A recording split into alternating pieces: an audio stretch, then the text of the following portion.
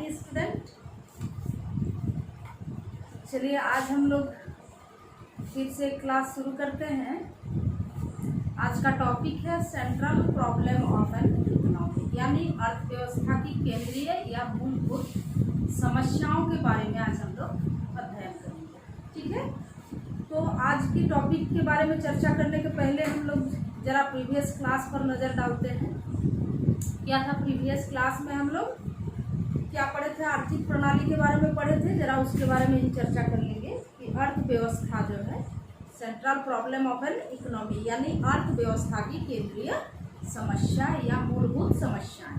तो अर्थव्यवस्था क्या है कि आर्थिक प्रणाली जिसके द्वारा समाज की समस्त आर्थिक क्रियाओं का संचालन किया जाता है, उसे क्या कहा जाता है? अर्थव्यवस्था। ये पिछला क्लास में हम लोग पढ़ चुके थे। और क्या होता है कि प्रत्येक देश किसी न किसी आर्थिक प्रणाली को फॉलो करता है। तो आर्थिक प्रणाली क्या है? आर्थिक प्रणाली कितने प्रकार के होते हैं? यानी अर्थव्यवस्था के प्रकार आर्थिक प्रणाली 3 प्रकार के होते हैं। क्या क्या है? पूंजीवादी, समाजवादी और मिश्रित। तो आर्थिक प्रत्येक देश किसी न किसी आर्थिक प्रणाली को फॉलो करता है, यानी प्रत्येक देश किसी न किसी सिस्टम को, जो पूंजीवादी, समाजवादी चाहे मिश्रित अर्थव्यवस्था है, इसमें से किसी न किसी सिस्टम को फॉलो करता है। और इसे ही जो आर्थिक प्रणाली जिसके द्वारा समाज की समस्त आर्थिक क्रियाओं का संचालन किया जाता है। ठीक है, चलिए आइए देखते हैं अभी हम लोग कि सेंट्रल प्रॉब्लम क्या होता है। ठीक है, सेंट्रल प्रॉब्लम,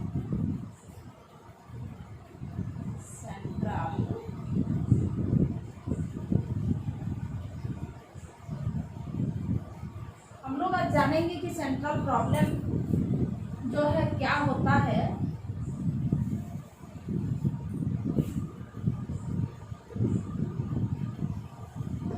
सेंट्रल प्रॉब्लम क्या होता है और central problem of an economy यानी अर्थव्यवस्था की केंद्रीय समस्याएं क्या क्या होती है, इसके बारे में जानेंगे। तो केंद्रीय समस्या के बारे में हम लोग पहले जानते हैं कि केंद्रीय समस्या आखिर क्या होता है। ठीक है, तो सेंट्रल प्रॉब्लम यानी केंद्रीय या मूलभूत समस्या, जिसे हिंदी में कहा जाता है। मूलभूत समस्या क्या है कि हमारा जो ये आवश्यकता है, आवश्यकता अनंत है और अनंत आवश्यकता को पूर्ति करने का साधन क्या है? सीमित साधन है और सीमित साधनों का वैकल्पिक यानी ऑल्टरनेटिव यूजेस है। तो इस सीमित साधन और साधनों का वैकल्पिक प्रयोग तथा अनंत आवश्यकताओं के कारण हमें साध्य और साधनों के बीच एक उचित तालमेल बैठाने की समस्या उत्पन्न होती है। इसे ही क्या कहा जाता है? केंद्रीय यानी मूलभूत समस्या कहा जाता है कि हमारा साधन और साध्य के बीच हमें जो तालमेल करने की समस्या होती है। पिछला क्लास में हम लोग इसको भी एक एग्जाम्पल के जरिए समझ चुके थे कि किस तरह से साधन और साध्य के बीच हमें बैलेंस करना पड़ता है, क्योंकि हमारे आवश्यकता जो है क्या है? अनंत है और अनंत आवश्यकताओं को पूर्ति करने की साधन सीमित है। इस सीमित साधनों से हम कैसे अपना अनंत आवश्यकता की पूर्ति करते हैं? तो पूर्ति करने के लिए क्या करता है? एक अगर आवश्यकता को हम लोग पूर्ति करना चाहते हैं, एक आवश्यकता को संतुष्टि करना चाहते हैं, तो हमें दूसरी आवश्यकता को कुछ क्षण के लिए, कुछ देर के लिए या कुछ दिनों के लिए त्यागना पड़ता है। यानी साध्य और साधनों के बीच हमें तालमेल बैठाना पड़ता है और तालमेल बैठाने की जो ये समस्या है, इसे ही केंद्रीय समस्या या मूलभूत समस्या कहा जाता है। 2 शब्द यहाँ पर आया है, क्या है? साधनों और साध्य। साधनों और साध्य।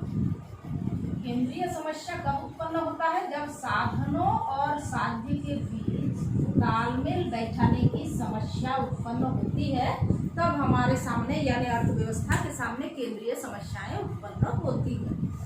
तो साधन क्या होता है? साधन का मतलब सब कोई समझते हैं। और साध्य क्या होता है? तो चलिए पहले हम लोग समझते हैं कि साध्य क्या होता है। साध्य मीन्स होता है लक्ष्य, उद्देश्य। आपका जो लक्ष्य है, आपका जो उद्देश्य है, एम है, उसे ही क्या करेंगे हम लोग? साध्य कहेंगे। ओके, और इस साध्य को प्राप्त करने करने का जो साधन है, इस साध्य को पाने के लिए जिन साधनों का, जिन चीजों का हम लोग उपयोग करते हैं, उसे भी कहा जाता है साधन। जैसे हम लोग एक एग्जाम्पल के जरिए समझते हैं। मान लीजिए आपको दिल्ली जाना है, तो दिल्ली जाना क्या है, दिल्ली आपके लिए दिल्ली पहुंचना जो है साध्य होगा। और इस साध्य को पाने के लिए, यानी आपका साध्य को पूरा करने के लिए, आपका लक्ष्य है दिल्ली जाना, आपका लक्ष्य को पूरा करने के लिए बहुत सारे साधन हो सकते हैं, बहुत सारे उपाय हो सकते हैं। आप 2 पहिया वाहन से जा सकते हैं, 4 पहिया वाहन से जा सकते हैं, हवाई जहाज से जा सकते हैं। तो ये जो सारे उपाय है जिसके माध्यम से आप अपना लक्ष्य को पूरा कर सकते हैं, यानी आप जिस जरिया को अपनाकर दिल्ली पहुंच सकते हैं, ये जरिया जो है आपका लक्ष्य प्राप्त करने की जो जरिया है, जो माध्यम है, वो क्या हो जाएगा, साधन। तो जब हम क्या करते हैं, इस साध्य और साधन के बीच एक तालमेल बैठाने की समस्या उत्पन्न हो जाता है, तब उसे क्या कहा जाता है, केंद्रीय समस्या, यानी central problem of an economy. Okay. और इस समस्या जो है साधन और साध्य के बीच तालमेल बैठाने की समस्या क्यों उत्पन्न होता है, क्योंकि हमारे पास हमारी आवश्यकता पूर्ति करने की जो साधन है वो सीमित है। यानी सीमित साधन और अनंत आवश्यकता होने के कारण और सीमित साधन का वैकल्पिक प्रयोग होने के कारण क्या होता है, तालमेल जो है साधन और साध्य के बीच तालमेल बैठाने की समस्या उत्पन्न होती है। और इसी समस्या को ही, यानी इसे ही हम लोग क्या कहेंगे, central problem of an economy, अर्थव्यवस्था की केंद्रीय या मूलभूत समस्या। ओके। तो चलिए आइए अब हम लोग देखते हैं कि क्या क्या सेंट्रल प्रॉब्लम है, अर्थव्यवस्था की समस्याएं क्या क्या है।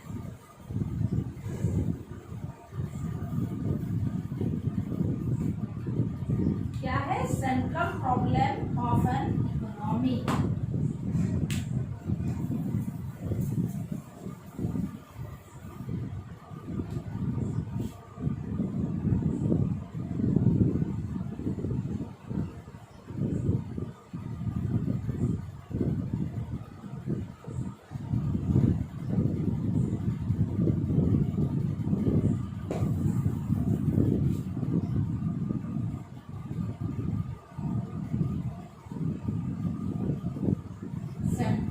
Problem of an economy.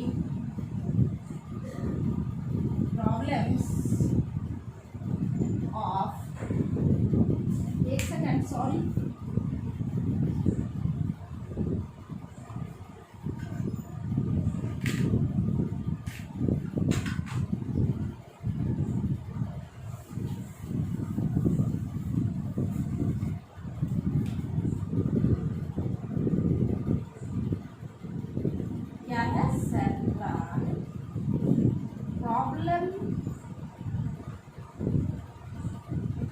central problems of an economy, of an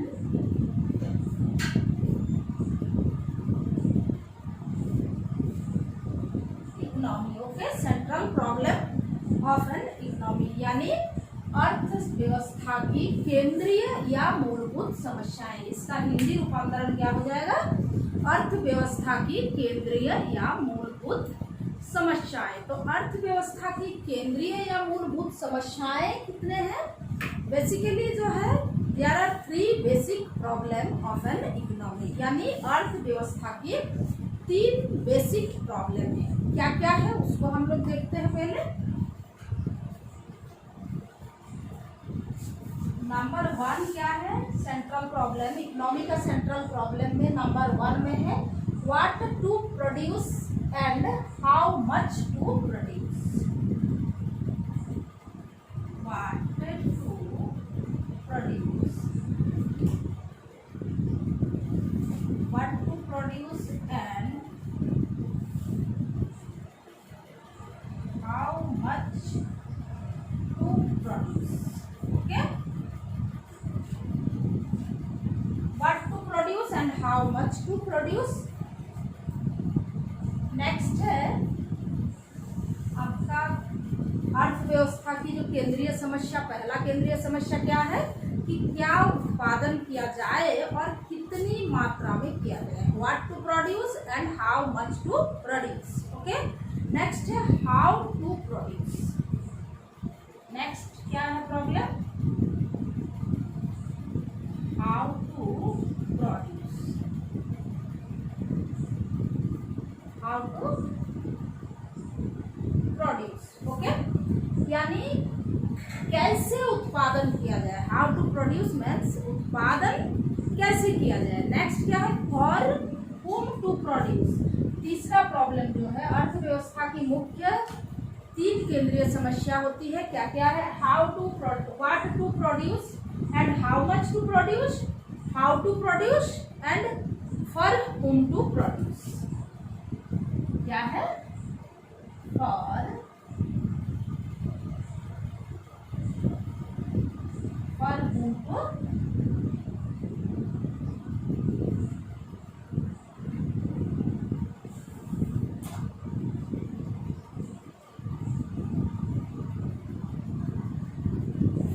whom to produce. Okay, what to produce and how much to produce, how to produce and whom to produce। यानी उत्पादन जो है, क्या उत्पादन किया जाए और कितनी मात्रा में किया जाए, उत्पादन कैसे किया जाए और उत्पादन किसके लिए किया जाए। ये क्या है, अर्थव्यवस्था की केंद्रीय समस्या है, यानी सेंट्रल प्रॉब्लम है इकोनॉमी का। ओके, तो चलिए सबसे पहले हम लोग पहला पॉइंट पर डिस्कशन करते हैं कि what to produce and how much to produce. क्या होता है कि अर्थव्यवस्था में क्या उत्पादन किया जाए तथा कितनी मात्रा में उत्पादन किया जाए, ये क्या होता है, अर्थव्यवस्था की पहली केंद्रीय समस्या है। पहला केंद्रीय समस्या क्या है, what to produce and how much to produce. कितनी उत्पादन, क्या उत्पादन किया जाए और कितनी मात्रा में किया जाए, ये आपका अर्थव्यवस्था की पहली केंद्रीय समस्या है। और इस पहली केंद्रीय समस्या क्या है, एक चयन की समस्या है, यानी वस्तु एवं सेवाओं का उत्पादन की चयन की समस्या है।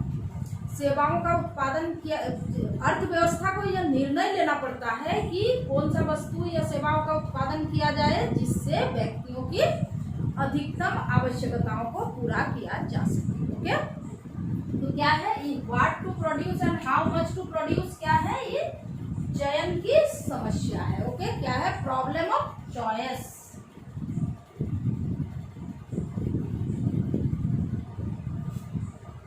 प्रॉब्लम ऑफ चॉइस है, क्या है, problem of choice. What to produce यानी क्या उत्पादन किया जाए और कितनी मात्रा में किया जाए, ये आपका एक चयन करने की समस्या है। अर्थव्यवस्था में ये चयन करना पड़ता है कि हम कौन सा चीज का उत्पादन करें और कितनी मात्रा में करें।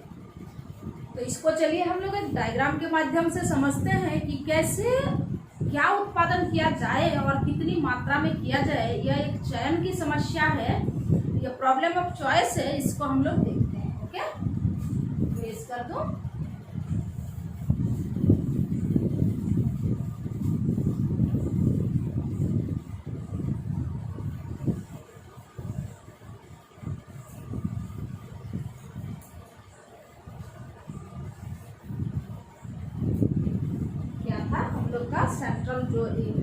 सेंट्रल प्रॉब्लम है इकोनॉमी का। पहला सेंट्रल प्रॉब्लम क्या है, नंबर 1 जो सेंट्रल प्रॉब्लम है, what to produce and how much to produce.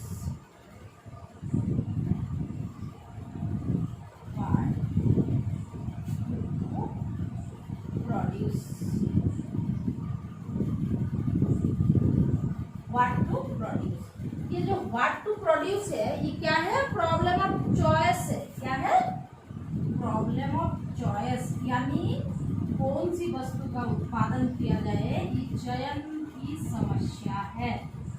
Okay, problem of choice, क्या है, प्रॉब्लम ऑफ चॉइस। कैसे प्रॉब्लम ऑफ चॉइस है, इसको चलिए हम लोग समझते हैं कि कैसे प्रॉब्लम ऑफ चॉइस। देखिए कैसे ही प्रॉब्लम ऑफ चॉइस है। सबसे पहला नंबर हम लोग देखते हैं ऑप्शन 1।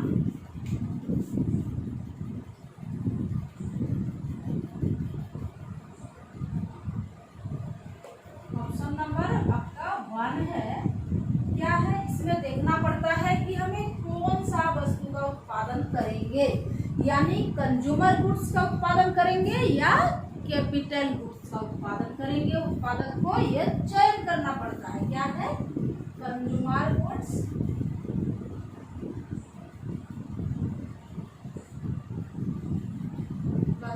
गुड्स का उत्पादन करेंगे या आपका क्या है, कैपिटल गुड्स।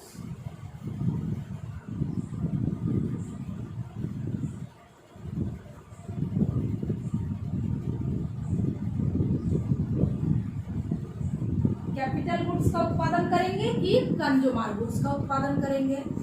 नेक्स्ट क्या होता है, देखिए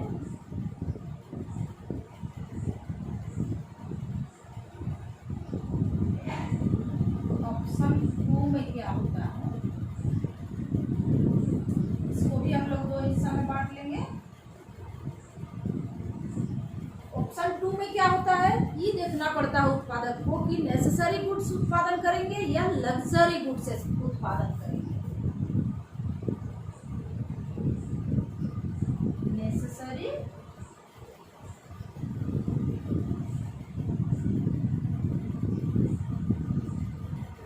नेसेसरी गुड्स का उत्पादन करेंगे या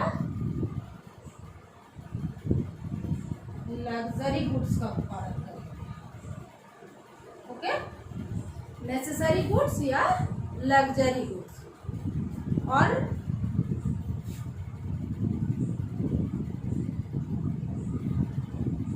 नेसेसरी गुड्स का या लग्जरी गुड्स का उत्पादन करेंगे। नंबर 3 में क्या है,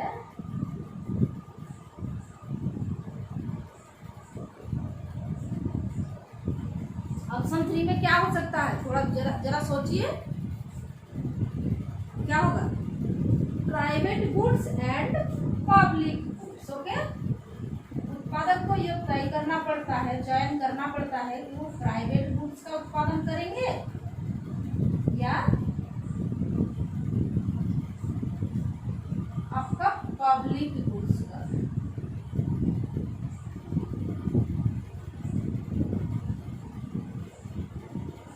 ओके, समझ में आ रही। तो क्यों अर्थव्यवस्था की जो पहली केंद्रीय समस्या है कि क्या उत्पादन किया जाए और कितनी मात्रा में किया जाए, इसमें बोल रहा कि चयन की समस्या है, यानी प्रॉब्लम ऑफ चॉइस है। क्यों, कैसे प्रॉब्लम ऑफ चॉइस है, क्योंकि आपको उत्पादक को ये देखना पड़ता है कि कौन सा गुड्स उत्पादन करेंगे, यानी कंज्यूमर गुड्स का उत्पादन करेंगे या कैपिटल गुड्स का, मतलब उपभोक्ता वस्तु का उत्पादन करेंगे या आपका कैपिटल पूंजीगत वस्तु का उत्पादन करेंगे। और ये भी निर्णय लेना पड़ता है कि नेसेसरी गुड्स का उत्पादन करेंगे या लग्जरी गुड्स का उत्पादन करेंगे। फिर उन्हें ये भी तय करना पड़ता है कि प्राइवेट गुड्स का उत्पादन करेंगे कि पब्लिक गुड्स का उत्पादन करेंगे। तो चलिए हम लोग एक एक करके इसको समझते हैं कि कंज्यूमर गुड्स क्या होता है। उपभोक्ता वस्तु, जिसको हम लोग उपभोग करते हैं, उपभोक्ता वस्तु जैसे धान, गेहूं, कपड़ा, ये सब क्या हो जाएगा, कंज्यूमर गुड्स हो जाएगा। कैपिटल गुड्स यानी पूंजीगत वस्तु। पूंजीगत वस्तु मतलब जिसमें ज्यादा पूंजी लगाने की आवश्यकता होता है। कैपिटल गुड्स जिसमें ज्यादा पूंजी की आवश्यकता होगा, जैसे मशीन, ट्रैक्टर या बड़ा बड़ा कुछ बहुत हेवी कुछ चीज उत्पादन करेंगे तो उसमें ज्यादा पूंजी की जरूरत होगा, इसीलिए उसे क्या कहेंगे, कैपिटल गुड्स। यानी उनको उपभोक्ता को सोचना पड़ता है कि वो आपका कंज्यूमर वाला जो है धान, गेहूं, कपड़ा, ये सब अगर उपभोक्ता वस्तु कंज्यूमर गुड्स उत्पादन करेंगे तो ज्यादा पूंजी की जरूरत नहीं है, कम पूंजी में भी खेती हो जाएगी। और आपका कैपिटल गुड्स यानी पूंजीगत वस्तु अगर उत्पादन करना चाहेंगे तो क्या होगा, उनको ज्यादा पैसे की जरूरत होगा। तो इसीलिए क्या है, कैपिटल गुड्स। फिर उन्हें सोचना पड़ता है नेसेसरी गुड्स या लग्जरी गुड्स। नेसेसरी गुड्स मतलब जो हमारी जिंदगी के लिए अत्यावश्यक है, एकदम नेसेसिटी है, उसके बिना हम लोग जी नहीं सकते हैं। जैसे क्या है, आवश्यक वस्तु, रोटी, कपड़ा, मकान, ये सारी चीज का उत्पादन करेंगे। कि लग्जरी गुड्स मीन्स विलासिता की वस्तु, गाड़ी, गहना, जो ज्वेलरी हो गया, लग्जरी बहुत महंगी महंगी गाड़ी, ये सारे चीज लग्जरी। तो उपभोक्ता को सोचना पड़ता है, निर्णय लेना पड़ता है, चयन करना पड़ता है कि हम कौन सा गुड्स का उत्पादन करेंगे, जो नेसेसिटी है उसका उत्पादन करेंगे या लग्जरी गुड्स का। उसके बाद नेक्स्ट पॉइंट क्या है कि प्राइवेट गुड्स और पब्लिक गुड्स। प्राइवेट गुड्स का मतलब होता है कि प्राइवेट सेक्टर का, यानी जैसे मान लीजिए कोई कार खरीदते हैं तो वो तो सब कोई उनका कार को यूज नहीं कर सकता है। आपने अगर घर बनाए हैं तो सारा मोहल्ला वाला आकर आपका घर में रहेंगे क्या? नहीं, आप अपने लिए अपना यूज करेंगे। या किस उस तरह का वस्तु जो प्राइवेट व्यक्ति व्यक्तिगत रूप से यूज कर सकता है उसे प्राइवेट गुड्स कहेंगे। और पब्लिक गुड्स मतलब कोई भी उसको यूज कर सकता है, कोई रोक टोक नहीं है। प्राइवेट गुड्स जैसे क्या हो जाएगा, जैसे आपका प्राइवेट गुड्स में आप कार खरीदे तो आपका अपना होगा, आप खुद यूज करेंगे। दूसरा कोई यूज करना चाहेगा तो आपका परमिशन चाहिए, आप परमिशन देंगे तभी जाके वो यूज कर सकता है। और पब्लिक गुड्स में क्या होता है, पब्लिक गुड्स जैसे स्कूल हो गया, अस्पताल हो गया सॉरी, पार्क हो गया, सड़क हो गया, ये सब पब्लिक गुड्स है, यानी सार्वजनिक वस्तु है। उसको कोई भी यूज कर सकते हैं, किसी तरह का रोक टोक नहीं है। विद्यालय में क्या कोई बोल सकता है कि नहीं तुम नहीं जा सकते हो, तुम गरीब का बच्चा हो या अमीर का बच्चा हो, सबके लिए ओपन है, डोर जो है ओपन है। सड़क में चलने के लिए कोई किसी को मना कर सकता है? नहीं। सरकारी अस्पताल है तो उसमें जाने के लिए कोई किसी को रोक टोक नहीं कर सकता है। तो जिसमें कोई किसी को रोक टोक नहीं करता है, यानी सबका समान अधिकार होता है, उसको हम लोग बोलते हैं पब्लिक गुड्स। और जिसमें व्यक्तिगत रूप से निजी स्वामित्व होता है, अपना ही अधिकार रहता है व्यक्तिगत, तो हो जाएगा आपका प्राइवेट गुड्स। तो उपभोक्ता उत्पादक को ये चयन करना पड़ता है कि हम कौन सा चीज का उत्पादन करेंगे। इसीलिए कहा जाता है कि what to produce and how much to produce. ये क्या है? एक प्रॉब्लम ऑफ चॉइस है, यानी चयन की समस्या है उत्पादक के पास। ओके, समझ में आ गया? What to produce and how much to produce. Okay, next point क्या है आपका? नेक्स्ट पॉइंट है, क्या था नेक्स्ट पॉइंट? नेक्स्ट पॉइंट था हाउ टू प्रोड्यूस, यानी कैसे उत्पादन किया जाए। इसको मिटा दो।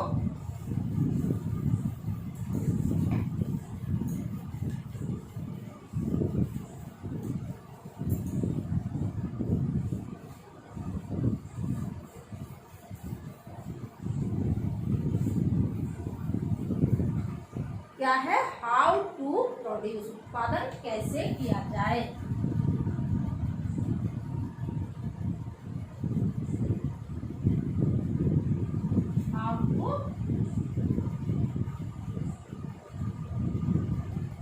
हाउ टू प्रोड्यूस यानी उत्पादन कैसे किया जाए। ओके, तो उत्पादन कैसे किया जाए, ये कौन सी समस्या हो सकती है? यदि आपका what to produce and how much to produce, यानी क्या उत्पादन किया जाए और कितनी मात्रा में उत्पादन किया जाए, ये प्रॉब्लम ऑफ चॉइस होगा।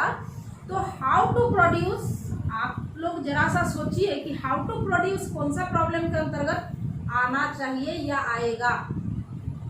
उत्पादन कैसे किया जाए, ये आपका है चॉइस ऑफ टेक्निक की समस्या है, यानी उत्पादन की तकनीक से संबंधित समस्या है। क्या है? How to produce, choice of technique, problem of choice of technique है, यानी टेक्निक की तकनीक से संबंधित समस्या है।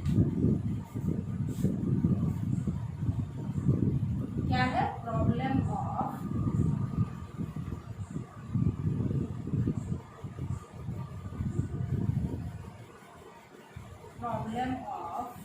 choice of technique,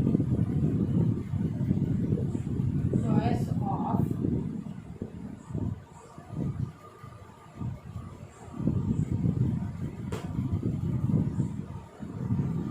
problem of choice of technique, यानी आपका उत्पादन कैसे किया जाए, ये चॉइस ऑफ टेक्निक की समस्या है। उत्पादन से संबंधित जो तकनीक है, तकनीक से संबंधित समस्या है कि कैसे उत्पादन किया जाए।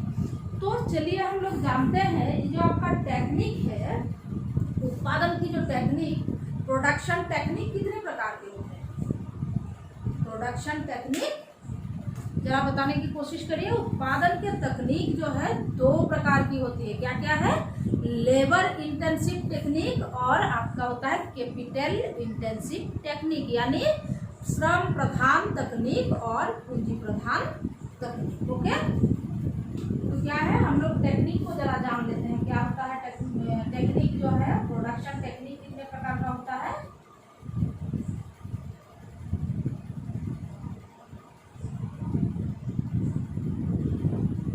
प्रोडक्शन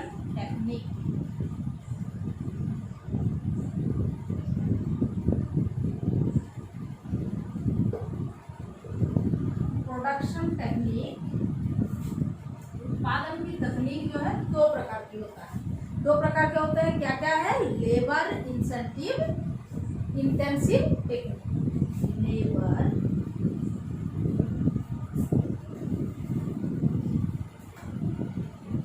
नंबर 1 में क्या है?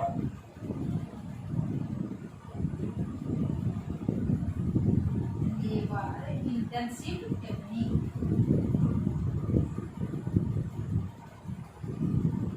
Labour intensive technique. ओके, और नंबर 2 क्या है? लेबर इंटेंसिव टेक्निक, और नंबर 2 में क्या है? Capital intensive technique.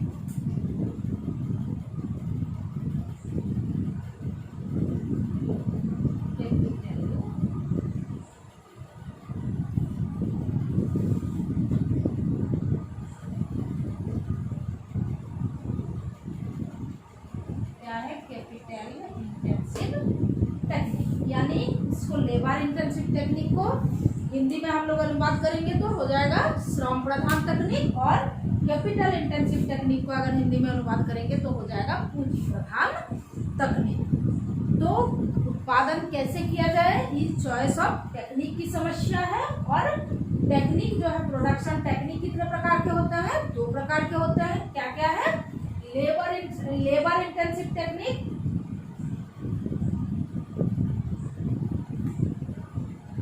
Labour intensive technique, और आपका हो जाएगा कैपिटल इंटेंसिव टेक्निक। तो चलिए हम लोग समझते हैं कि जो लेबर इंटेंसिव टेक्निक है, यानी श्रम प्रधान तकनीक क्या होता है।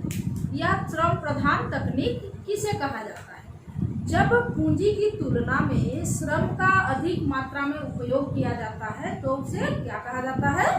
श्रम प्रधान तकनीक कहा जाता है।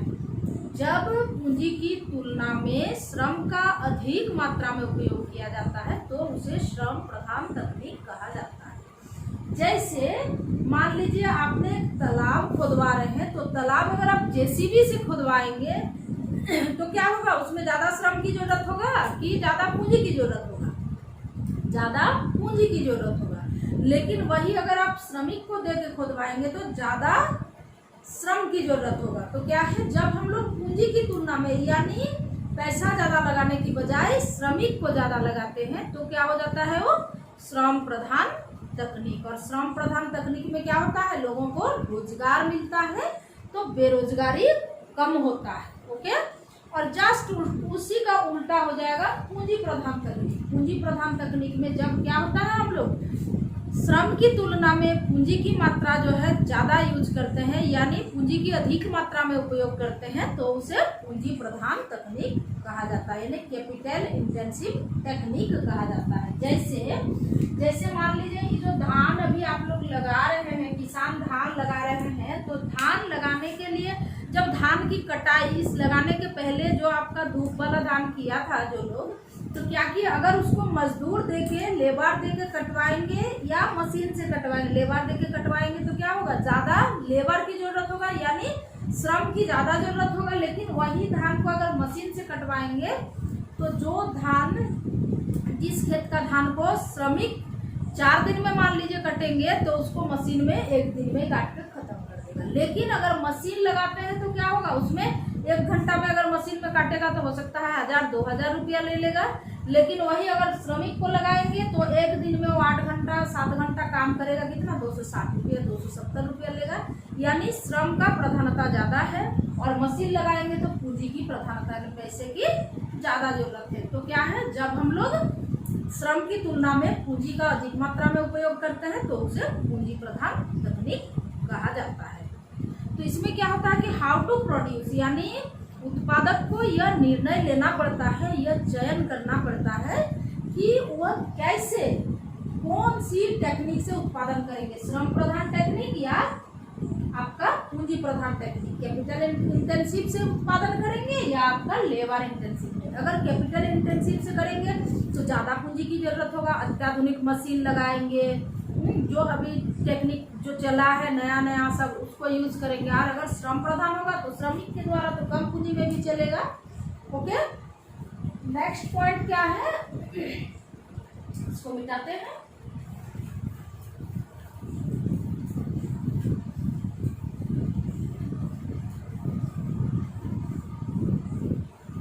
और एक चीज है कि इस दोनों में, यानी श्रम प्रधान और पूंजी प्रधान दोनों तकनीक में, अगर मान लीजिए समान मात्रा में, पूंजी प्रधान में क्या होता है कि उत्पादन में वृद्धि होता है और कौशल में वृद्धि होता है। जैसे पूंजी प्रधान में क्या हो रहा था कि रोजगार में वृद्धि हो रहा था, बेरोजगारी कम हो रहा था, यानी ज्यादा श्रमिक को काम मिल रहा था।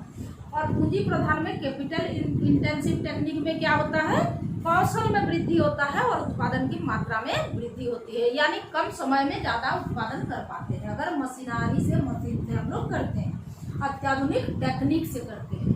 तो अगर मान लीजिए दोनों चीज में कुछ क्षण के लिए हम लोग अगर मान लेते हैं कि आपका लेबर इंटेंसिव जो है, लेबर इंटेंसिव और आपका कैपिटल इंटेंसिव दोनों में ही, कैपिटल इंटेंसिव दोनों में ही अगर मान लीजिए समान मात्रा में उत्पादन हो रहा है।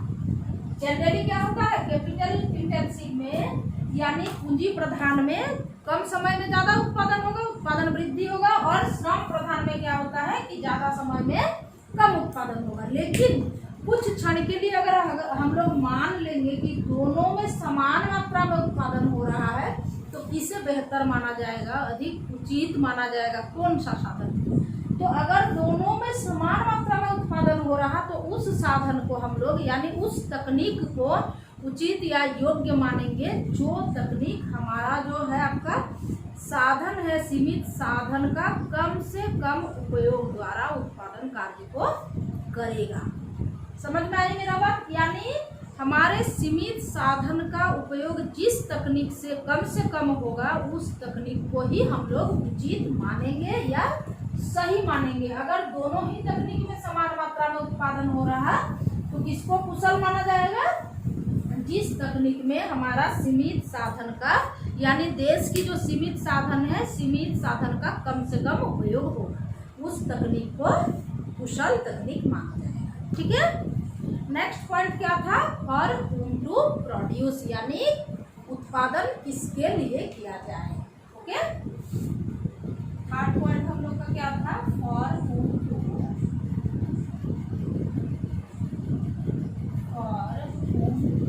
प्रोड्यूस।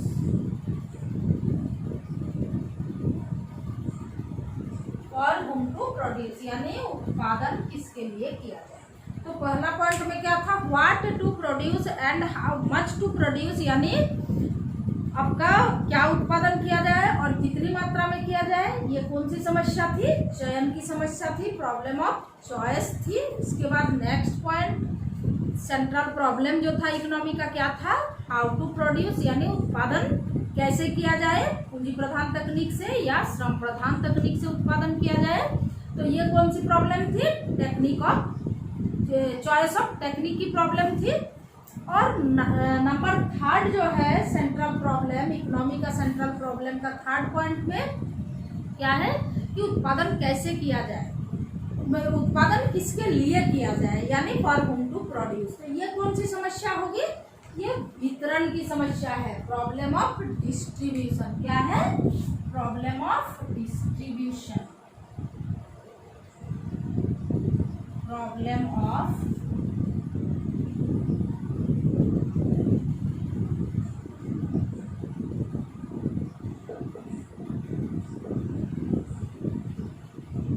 क्या है, प्रॉब्लम ऑफ डिस्ट्रीब्यूशन है, यानी आपका वितरण की समस्या है। किसमें वितरण की समस्या होता है कि उत्पादन किसके लिए किया जाए, कैसे वितरण की समस्या है। चलिए इसको हम लोग देखते हैं। सबसे पहले जान लेते हैं कि उत्पादन आपका जो उत्पादन की जो किसके लिए उत्पादन किया जाए, ये वितरण की समस्या है। तो वितरण की समस्या कैसे है और प्रॉब्लम ऑफ डिस्ट्रीब्यूशन जो है उसका कितना डायमेंशन होता है उसको हम लोग जान लेते हैं। तो प्रॉब्लम ऑफ डिस्ट्रीब्यूशन का क्या है, 2 डायमेंशन है, यानी प्रॉब्लम ऑफ डिस्ट्रीब्यूशन का वितरण का 2 पहलू होता है। क्या होता है, एक होता है पर्सनल डिस्ट्रीब्यूशन और एक होता है फंक्शनल डिस्ट्रीब्यूशन। पर्सनल डिस्ट्रीब्यूशन को व्यक्तिगत वितरण और हिंदी में फंक्शनल डिस्ट्रीब्यूशन को कार्यात्मक वितरण कहा जाता है। ओके, तो चलिए देखते हैं प्रॉब्लम ऑफ डिस्ट्रीब्यूशन का डायमेंशन क्या है। प्रॉब्लम ऑफ डिस्ट्रीब्यूशन का 2 डायमेंशन है। क्या क्या 2 डायमेंशन है, एक है personal dimension, personal distribution,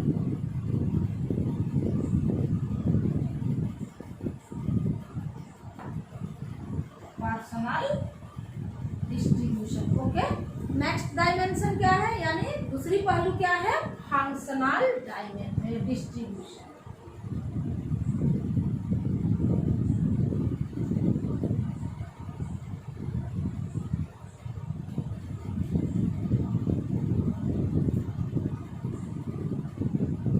functional distribution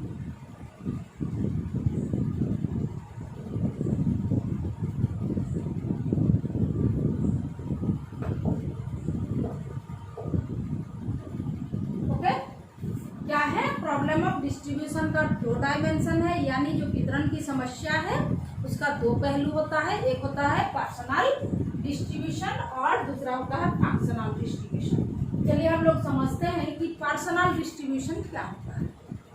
personal distribution यानी व्यक्तिगत वितरण। व्यक्तिगत वितरण क्या है, जनरली आय की वितरण से, आय की जो वितरण है उसकी असमानता से संबंधित होता है। यानी ऐसा क्यों होता है कि किसी व्यक्ति का आय ज़्यादा है तो किसी का कम है, किसी मकान का किराया ज़्यादा है तो किसी का कम है, यानी आय की असमानता से संबंधित है प्रॉब्लम पर्सनल डिस्ट्रीब्यूशन। ओके, और फंक्शनल डिस्ट्रीब्यूशन क्या होता है, फंक्शनल डिस्ट्रीब्यूशन जो उत्पादन का जो कारक है, कारकों की सेवाओं के लिए जो पुरस्कार दिया जाता है उस पुरस्कार के वितरण से संबंधित होता है। यानी उत्पादन का जो साधन है, क्या है उत्पादन का साधन, भूमि, पूंजी, श्रम, उसके बाद संगठन, ये सारे का पुरस्कार कैसे तय किया जाए सॉरी कैसे निर्णय किया जाए, इससे संबंधित होता है कौन, फंक्शनल डिस्ट्रीब्यूशन। जैसे मान लीजिए भूमि है तो भूमि के लिए किराया देना होगा तो उसका किराया, उसके बाद श्रम है तो उसका मजदूरी, पूंजी है तो उसका ब्याज, और संगठन है तो उनको लाभ चाहिए, लाभ। तो ये सारे क्या है, फंक्शनल डिस्ट्रीब्यूशन के अंतर्गत आता है। यानी फंक्शनल डिस्ट्रीब्यूशन के अंतर्गत उत्पादन का जो कारक है उन कारकों की सेवाओं के बदले में पुरस्कार का वितरण कैसे किया जाएगा, उनको कैसे जो उत्पादन हो रहा है उसको पुरस्कार के रूप में, उनका पुरस्कार के रूप में कैसे वितरण किया जाएगा, इससे संबंधित होता है। तो क्या है, हम लोग आज क्या जाने कि central problem of an economy यानी अर्थव्यवस्था की केंद्रीय या मूलभूत समस्याओं के बारे में जाने। केंद्रीय या मूलभूत समस्याएं कितने हैं, मुख्य रूप से 3 प्रकार की होती है। क्या क्या है, what to produce and how much to produce, how to produce and for whom to produce. यानी क्या उत्पादन किया जाए और कितनी मात्रा में किया जाए, उत्पादन कैसे किया जाए और उत्पादन किसके लिए किया जाए। ओके, आज इतना ही। Thank you.